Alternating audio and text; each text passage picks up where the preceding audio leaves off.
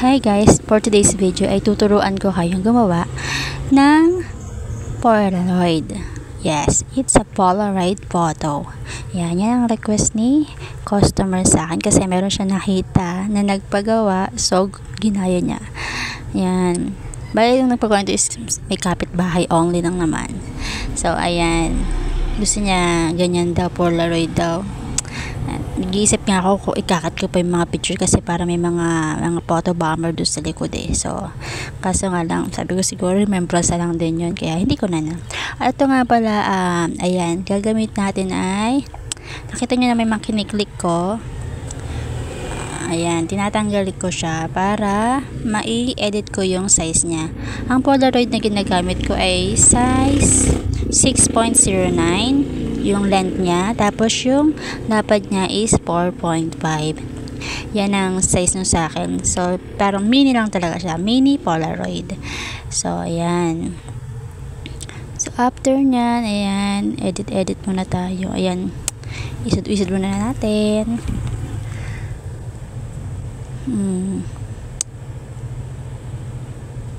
Then, ang size nga pala nito ay 4x6. Yun ang size ng paper na gagamitin natin.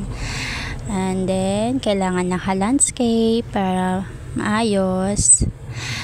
Then, yung margin naman niya is yung pinaka-makitid lang talaga ang gagamitin natin. Para maganda-ganda naman. So, marami pang space, diba? Ayan.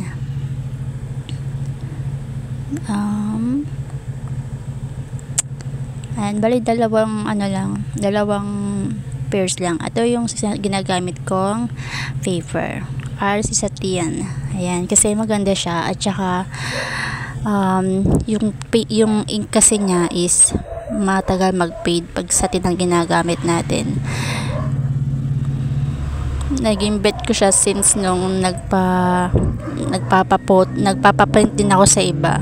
So nakikita ko na mas maganda yung papel ng satin unlike do sa glossy, pero maganda rin naman glossy, pero pagka kasi mabilis na siya mag-fade, kaya tinigilan ko na magpa-print ng glossy. Puro satin na talaga ako.